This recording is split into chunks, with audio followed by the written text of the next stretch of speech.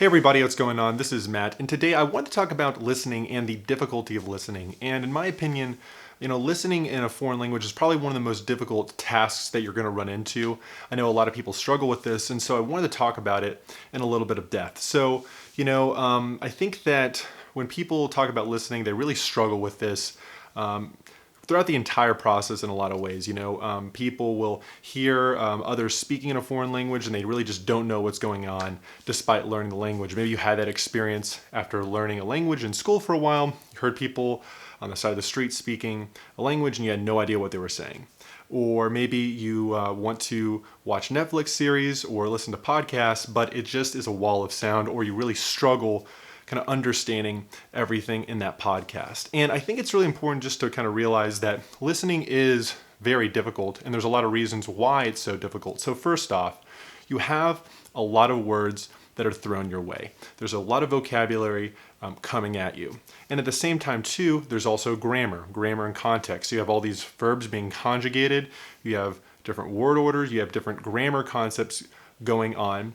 And then at the same time too, you have accents. You have people speaking in different accents. And at the same time too, people are probably making mistakes, right? If you ever read a transcript of a conference or something like that, you realize that people make mistakes all the time when they're speaking, and natives just kind of correct their mistakes subconsciously in their minds. So when you're listening, there's probably a lot of mistakes going on, especially if it's a conversation, a more casual conversation or something like that. And there's usually also like slurring of words and things like that. And then on top of all of those things, you have the speed at which listening occurs, right? So it's conversations, it's a speech, so there's no going back to it very easily, right? When you read, you can take your time processing the sentence, take your own time and slow down to process what's going on from a grammatical perspective, from a vocabulary perspective. With listening, you don't have that, right? It's just they say a sentence and either you processed it or you didn't. So, you have to process all of that vocabulary, all of that grammar on top of all the accents, the sounds, the mistakes that could be going on. And it's going to be challenging to kind of get all of that at once. There's people that even after living in a country for a long time, they still struggle listening to the news or whatever it is. And so, if you're able to kind of process listening content very easily, right? It means that you have a very strong command on vocabulary, on grammar, and processing it very quickly, because if you understand it perfectly or nearly flawlessly, you have to have kind of command on the vocabulary and on the grammar front. So the fact that you're struggling with it, with all those kind of variables thrown at you, it's totally normal and totally natural. So I think it's important to not get discouraged by that and realize that there is a lot of difficulty and challenges with listening. So don't get discouraged by that, and don't get intimidated by it. Now, with all that being said, despite listening being so difficult, the good thing about it is that it's one of the easiest things to practice. In my opinion, it's actually the easiest thing that you can work on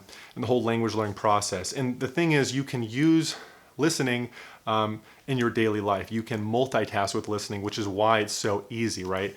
You can practice your listening, whether it's a podcast or a YouTube video, while you're working out, on your commute to work, while you're cooking, while you're cleaning, while you're getting ready for the day.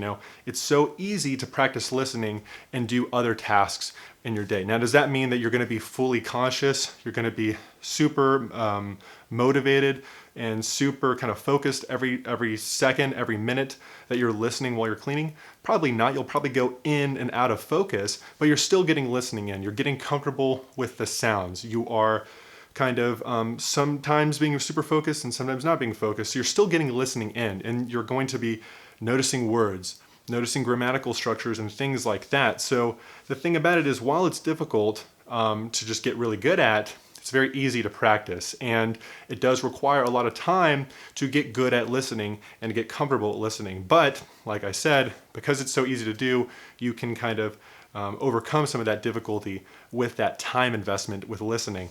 Now, the thing about it is that with listening, you kind of go through all these different stages, and it's totally normal to feel really discouraged during these stages, but it's totally normal. At first, probably it's just going to sound like a wall of sound. You don't really know what's going on. But over time, As you get better at the language, as you practice listening, you'll start to notice words. You'll notice words in the audio content, and maybe you'll notice some conjugation, some grammar that's going on, and then you slowly start to understand the general gist of what's going on, and then you kind of just process that audio content naturally and normally. And the thing about it is, while you eventually want to get away from just translating as you go, it's going to probably happen at first, and it's totally normal to just try to translate everything. I mean, the big problem with that is that once you translate a word, you're like, oh yeah, this is what this means. 5 or 6 more words have been said by the character, or by the time that you've conjugated something, a bunch of audio content has passed. So translation is not, fast enough. So in a lot of ways, you just kind of have to process it. And to get to that point, you got to, get very comfortable with listening, and then, of course, keep improving your vocabulary and grammar. Now, here's the thing.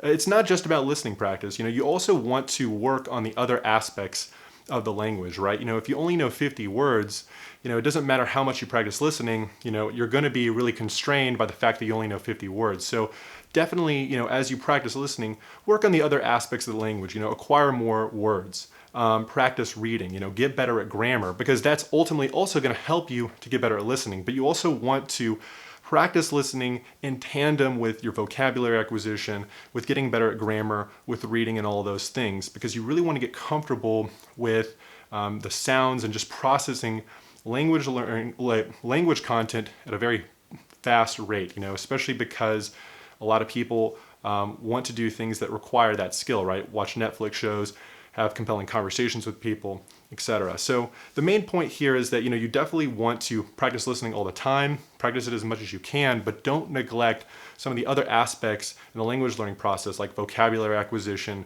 grammar, etc. So kind of final points here is that listening can be very difficult. Don't get overwhelmed and discouraged by it. But just remember, it's so easy to do, and it's something that you should do, and it's going to pay off a lot for you in the end of the day. So that's what I had to say. Let me know what you think, and I'll see you in the next video. Take care.